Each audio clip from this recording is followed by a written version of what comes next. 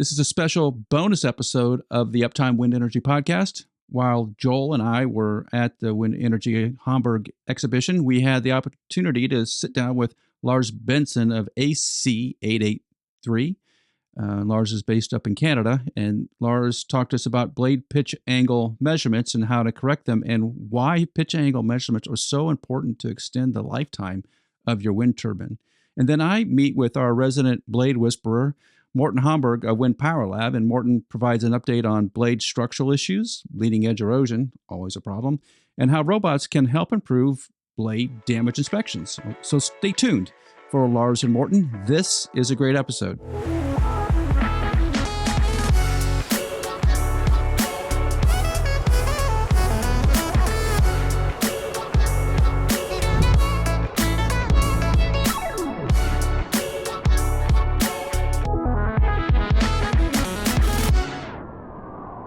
We're here with my co-host, Joel from Wind Power Lab, and we have a special quasi-Canadian guest, but...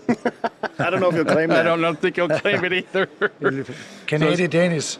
Yes. There you go. Canada with a K. Yeah, exactly. Yeah. This is Lars Bendsen from AC883, and Joel and I have talked about Lars's company a number of times on the podcast because Lars does pitch alignment and pitch measurements that dramatically reduce damage to wind turbines. And so we saw Lars here in Hamburg, and we thought we'll just corner him and find out all the details. So Lars, welcome to the program. Thank you so much. So can you explain a little bit of what pitch alignment is and why it is so important? Yeah, I think it's, thank you for inviting me to this podcast. Yeah. I think it's critical that you need a rotor that is in balance. Yeah.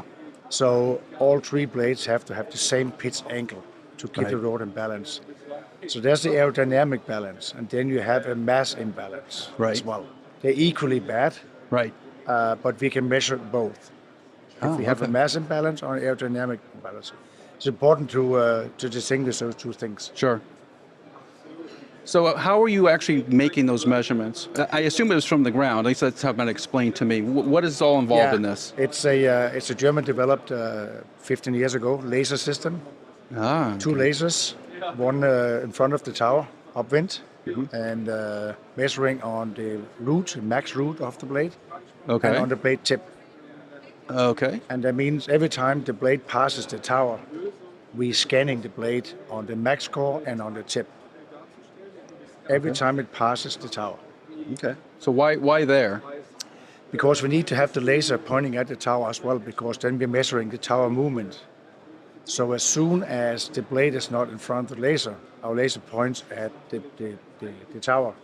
And there we're measuring vibrations and the sway of the tower. So you can actually measure the oscillation of the tower moving back and forth as well? Yeah. Wow. Does that tell you anything, the sway of the tower? Yeah, it does. It can be a lot about our mass imbalance. Oh, because sure. If you have a ton of vibration or a lot of sway, it can be an indicator of mass imbalance. Okay. Makes sense. I know, Lars, we were talking one time about you guys finding some damages as well. Yeah. So not only is there the pitch alignment, misalignment, but if there's a structural damage or something, the differences in the laser measurements can pick that up. We have a few products where the customer challenge us a little bit. Yeah. Don't telling us that they have those structural damages, but we're telling them after, okay, well, you found it. Yeah, we found it. And we can see it because the delta between the angle on, how to explain it, on the max core and the tip. Yeah. If that's twisting too much, we can measure the twist. Oh wow. Okay. Because if you can imagine, we have two measurements on the root and on the tip, and if the blade is twisting, then that could be an indicator there's a structural damage. So the measurements that you're getting out of the system are, I'm just trying to picture everything so that we can tell it on the podcast, right? So the blades, if they're angled towards the tower or away from the tower, and what the deltas are between all three as they come around. Yeah. That's one of them. We are measuring the delta, not the absolute angle. Okay. It's only the delta between the three blades. Okay. Because usually the turbine will figure out the absolute angle anyhow. Yeah. As turbine control either on torque or speed. Right. So the controller will fix that part. We just have to make sure it's the same angle. On every one of them. On every one of them. And then it's also pitch rotations on the blades, correct? Yeah. Okay. And then the torque you mentioned as well. Torque, the turbine is torque regulated. Right, but the torque on the blades, like if they're twisted. Yes, exactly. Okay. Because of that wind speed, then you will get a twist on the blade. So if you guys go out into the field and do these measurements, say you create a report for the client and you say, this is what we found, this one's a little bit out here, this one's good here, what's the next step? The next step is, depending on if it's an aerodynamic imbalance, it's quite simple. On modern turbines today, you do an offset in the controller. Mm-hmm. Blade A, C, or B, go plus there, go minus there, and they will do a remeasurement to make sure it's aligned. Okay. So it's quite simple. When you go into mass imbalance, we can only tell there is a mass imbalance. We cannot tell how much. Right. There we are working with different engineering firms. Sure. They can go in and quantify via the SCADA data how much mass imbalance do we have. Okay. And that could be water inclusions. Right. It could be a heavy repair, so all of a sudden you have 10 kilos more on the tip than we didn't have before. Right. Yeah. All that stuff. Yeah, it's common. We had I think, an interesting case study we did with a company that do analytics. We measured the turbine.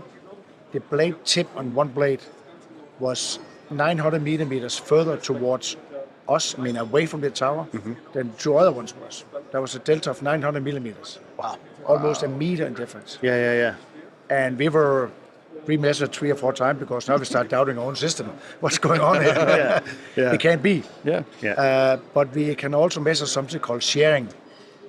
That means every time the blade passes the laser, there should be 120 degrees in between. Right. But because of the weight and the mass imbalance, maybe one is coming faster down than two other ones. Okay. So we could share that angle. We could see there was actually 2 degrees difference. Right. Again, 1 or 2 blades are heavier than the other one. Yeah. Right. And this one was sticking out so much. So we had a minute. It actually turns out by numerous studies, it was almost a year, there was 80 kilos missing in one blade. Because they have changed the blade because of a damage. So the new blade on did not follow the weight certificates. They did not follow the weight certificate. They had their own idea that was better. Yeah.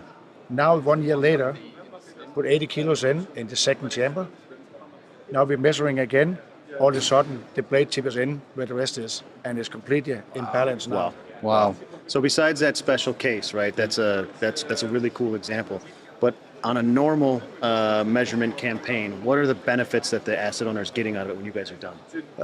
Generally speaking, we find just the numbers game on up to 4-year-old turbines. We find 10 to 15% of the turbines are misaligned. Really? When you're 4 to 8, you're 20, 30%. And over 8 years old, it's close to 50% of the turbines are not within spec. Right. The damage is one thing is AEP. That's AEP loss. Sure. Oh, yeah. That's a minor part. Right. The major part is the imbalance you're creating on your rotor and thereby vibrations into your drivetrain. Right. So you're wearing out bearings, you're wearing out generators, you're wearing out all the above. Yeah. There are numerous studies made, one of them in NREL's Institute in the US on their artificial turbines, the 1.5 megawatt, 3 megawatt, and 5 megawatt. Yeah. And overall, I have a report. You're welcome to have it if you promise to read it. But generally speaking, 1.2 degrees delta between the 3 blades takes 6 years of lifetime out of your drivetrain. Wow. Oh, because of the increased loads on the components, vibrations, etc. Right. Wow. It's quite significant. That's that's definitely a life shortener. Yeah. Well, I know one of the questions when we talked about pitch alignment, ran into a person who was talking about pitch alignment, and they said, well, is it something that they just do right on site? Like the data comes into your system, your laser system. Mm-hmm. Do you have an answer just spit out immediately and you know what to do, or do you have to go back and process it and come back later? How fast is that process? Our campaign takes roughly, depending on wind speed, about 5 minutes per turbine. Whoa. And I press report and I have all the readings right there. Wow. So if the client have a technician on site, and it's only aerodynamic imbalance, then it's easy to do the offset, run the turbine, and measure again. That's relatively simple. Yeah, so if you're on site, you have technicians there, you do the control system updates, or if you have an extreme case, you have to put any shims in some blades or anything? You ever had to do that? No, never shims. Okay. It's usually on the controller on newer turbines. Yeah. Older V80s, they have to go up tower mechanically on the torque arm. Do different up there, so it's more a bit of a hassle on the older turbines. But the newer turbines, it's pretty simple. So the AEP increase it can happen quickly, Instantly. right? Like, so as soon as the thing is done, we do these adjustments, we're getting some AEP increase, we're adding some life back into our bearings and drivetrain to what the design was. Yeah. So when I think about it to someone who's not very bright like myself, I'll say that. Don't be so hard on yourself. It's like having a car, right? You're driving a car, and the tires are the wheels shimming a little bit. You bring it to the garage, and you get in alignment. Yeah. Otherwise, you've got to put new tires on. You're wearing out your ball joints and your tie rod ends and all this stuff. It's as simple as that. Actually, it's the exact same thing. Do the same. Take a bicycle wheel and spin it. Yeah. And make it like that, and oscillating like that. And what vibration does that give you? It's basically as simple as that. Yeah. So why isn't everybody doing this? Right. Why not? Well, the thing is, why do we have those misalignments in the first place?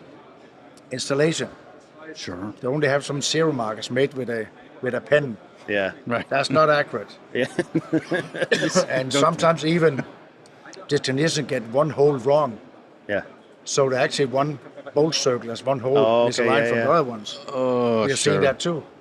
Sure. And then the most common one on, let's say, 80-year-old turbines is we have a pit cylinder that's leaking. Yes. Internally leaking, that means the blade can move without the controller picks it up. Right. So it's actually a the leakage in the pit hydraulics, systems. And they're electric and hydraulic. Right. It happens both. Oh, wow. So that's where we see it. And the OEMs are not requiring pitch alignment as part of the standard inspection during warranty periods? It seems like something that should be done during the warranty period in particular. Yeah, but it continues, right? Yeah, because sure. Yeah. Even if you do it in the warranty, 2-year warranty, Right.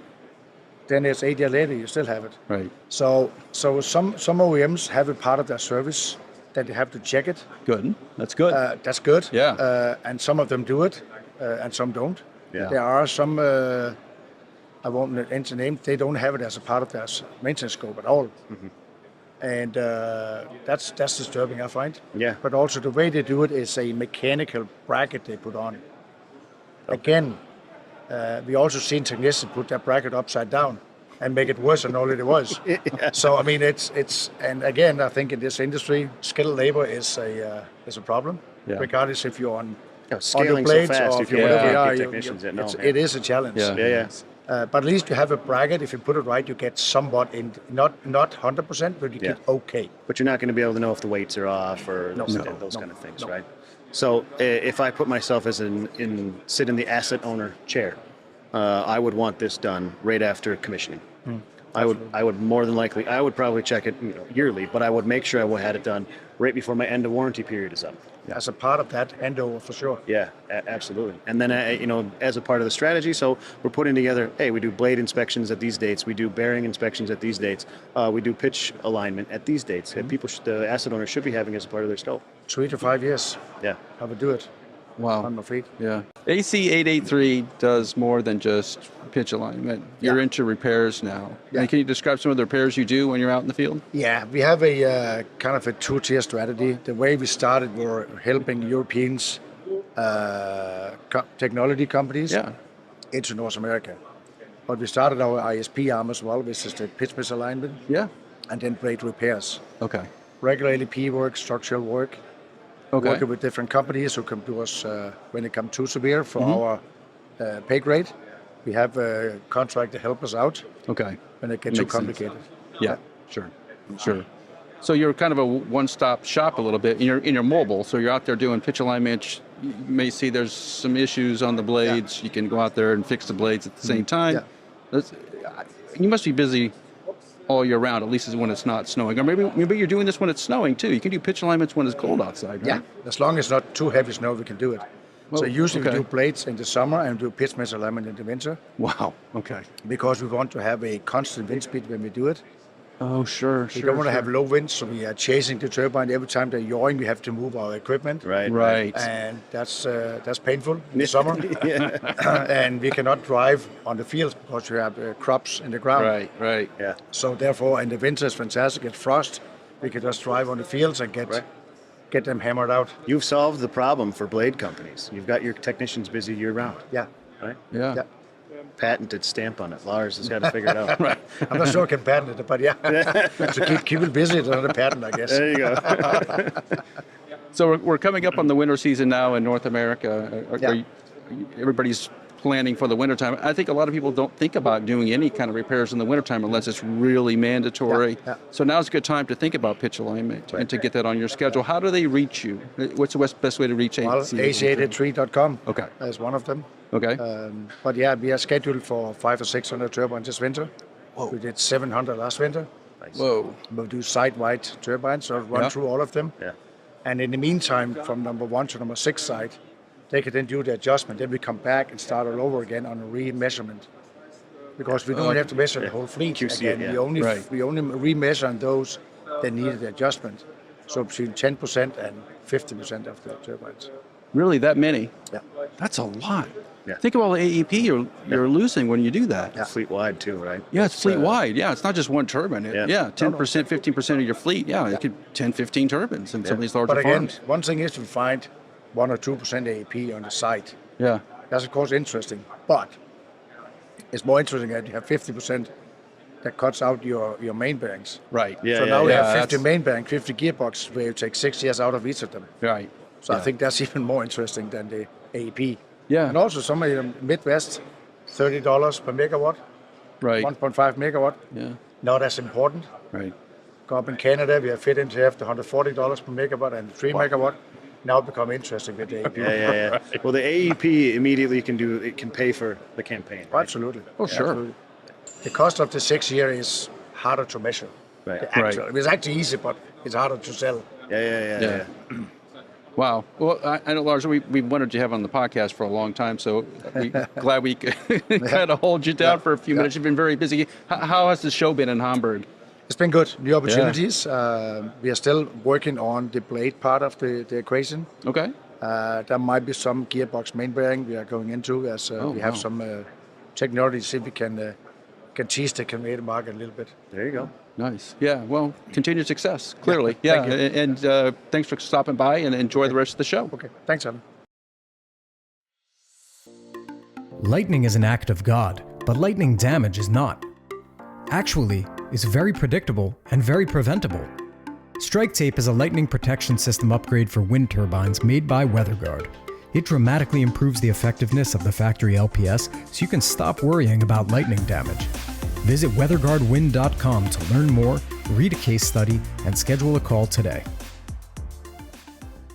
We have our resident blade whisperer, Morten Handberg from Wind Power Lab at the Hamburg Wind Energy Show, which has just been fantastic this week. What have you thought of the show? We've been here, today's Friday, so we've been here for 4 solid days. How has it gone? Yeah, well, we started Monday evening with the reception, and then been here for throughout the entire event, and it's just been fantastic. I mean, the amount of people who's been by the booth, discussing with us on blade issues, lighting damages, and various approaches to doing blade maintenance and understanding the root of the problem. That has just been enormous. The attention that we've had. And then it's also been really impressive to see the amount of new technologies or new opportunities that are within wind. And I'm really just thrilled to see that it's still growing, still expanding, still new ideas are coming to life. Yeah, we just walked through just one of the buildings here to have lunch, actually. This is the first time I've had lunch at this building. It's been so crazy. The lunch lines are just super long. There must be 10,000 people in just one of these buildings at a time. It's been remarkably busy. The thing, just walking to lunch here today, I noticed there's new technology I hadn't seen for the previous 3 days. So it's been a very fascinating show that way. What are some of the things that you've seen this week that stand out? Well, I agree with you that you walk the same path, and then suddenly you see a new company that you hadn't noticed before because you're looking at from a new angle. But I'm really excited about some of the new LP products that are coming to the market, both coating wise, and also new shells that will change the landscape of opportunities on how you can do maintenance and what products you can actually use. And I think also some of the autonomous blade repair solutions that are there, I'm really excited about, and also the ability to do NDT while on the blade. That is huge. That we don't have to take the blade down. We can actually go on site to check it. that would be a game changer, especially if we have a blade where we have suspicion of debonding, but we can't access it. Then being able to go out, send a drone down, do the inspection, and give us a reliable result back to do a pass or fail of the blades. That would really change a lot of things for the owners, because you can remove some of the risk and some of the concerns that is growing in your mind if you know I might have a blade that fails tomorrow. Right. Yeah. It's speed. A lot of It it's is. about speed. It is. Because we've grown as an industry from a few thousand wind turbines to now hundreds of thousands of wind turbines, and so the scale is there, and so speed becomes of the essence. We can't spend a day on a turbine anymore because we need to rapidly keep track of all the things that are happening. So what were some of the LEP solutions? I saw a couple here. Some liquid, some shells. It seems like liquid, the paint solutions are starting to take more prominence. Is that what your thought is? I think that it will always be a combination. So shells have their place, and they're here to stay.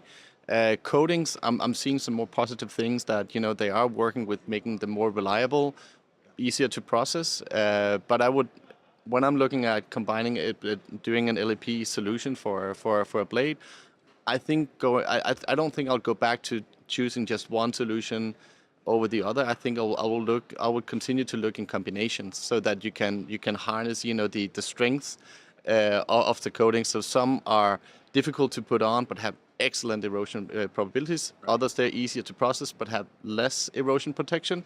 But if you then use that outside of the aggressive erosion zone, then you have a really good combined product that reduces the maintenance campaign but avoids a lot of process failures. Right.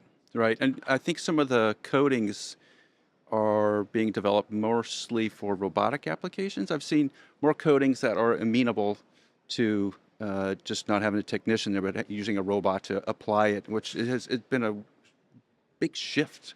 Because it was about how technicians could apply it and apply it reliably, and that seemed to have moved to, I need to have a solution that I can plug into a robot system and get it done faster. That's definitely something that the coating manufacturers and developers, they're thinking about robotic solutions when they develop it. That's easy to see in the way that they're in how the products they look now, because they need to be able to also apply with a roller by a robot, and that's the way we're going to go, because there's not enough resources to have guys hanging in ropes all the time. They will always be the backbone of the blade maintenance industry. They're the experts. But exactly, and they can do all the all the different repairs. All the complicated things. The more we can move into the robot, into the automated robot, the better we're going to be off in the long run, because there's more than enough work to go around. I mean, there are blade repairs that aren't being done because you don't have the manpower for it. So if you can move that to getting a robot to do the menial coating repairs, that would save up a lot of resources to actually do the critical repairs that are needed. Yeah, I agree with you there. In this week in the booth, I remember just a number of times people have come by with blade issues, structural issues. I was astounded how many times that happened. It seems like it's just an industry-wide thing, and maybe it's more prevalent now because the blades are bigger, or because we're just rapidly producing blades, but it seems like most operators have some significant blade issues. What were some of the highlights you heard this week? I think the reason why they are is because they've become better at looking for them. Oh, sure. So earlier they were relying on what the OEM was telling them and how they dealt with it, so they didn't really think too much about it. Right, but now it's front and center because they have to deal with it. Often because they're either not covered, or it turns into big repair costs. And so they need to deal with it, and they need to find out a way to mitigate it, and to understand what do I need to repair when. Right. I think some of the blade damage that we've been looking at is, as always, debonding issues, and then obviously lightning strike damages. We've seen quite a few owners come by with problems like that, and then it's really helpful to know that we can actually now do NDT inspections on the blade, so we don't have to guess which blades that are affected, or send in crawlers through the blade where we can actually do something externally. So yeah, that and it's been but I'm also happy that owners are feeling comfortable to come over and talk about the blade issues at the booth. And I think that's also kind of a change that it's been coming. Well, it's always been acceptable, but they are less afraid of discussing their issues with us. That's true. Even in an open setting like this. Like ours, yeah. Yeah. Yeah, and the discussions were not limited to certain manufacturers. I think that was one of the things I picked up this week, is that every manufacturer has some sort of unique blade issue, based mostly on the design, some of manufacturing, but it seems like a lot of it may be design related in some level. And there's been announcements about bigger blades this week. Are those sort of manufacturing / engineering issues just going to continue because the blades are getting so much massively bigger, as we have seen this week? I think actually one of the things that I was really positive about is that it seems like the OEMs are actually starting to realize we need to push the brake a little bit. We can't keep continuing developing blades, and part of that is likely also a cost out issue, because if you keep producing new blades but never maturing them, you'll never see them fall in cost because of process improvement. So the fact that they're starting to consider keeping the blade models for a longer time will do cost reduction for them. Will also improve the quality that's being pushed out there. Sure. And as you know, that's one of my big issues is blade quality in blades. So that's something that really that really makes me hopeful for the coming years when the new turbines are getting up. Yeah. And we were talking earlier today about if you have a blade that has been severely damaged and you need to replace it, it may take 12 months or longer to get a replacement blade, or you may not be able to get a replacement blade from the OEM. So it starts to make a little more sense because of the rapid development. The tooling is gone. So your OEM may not have the tooling or may not have the time to make you a new blade. It makes a lot more sense to maintain what you have. So how critical does that become because of this 12-month plus to find a new blade situation? Well, with the current electricity prices, then owners, they are very reluctant to have turbines in stop, and especially for a year. But it is an issue and that is also true with new blade types, that if you have a blade that fails and then you need to replace it, the OEM is not going to just stop their current production for a site for building a replacement blade. That's not going to happen. So you have to wait until there's a gap in production, then they can produce your blade and then get it shipped. But again, that can take months. And we have multiple cases where it's a year of downtime.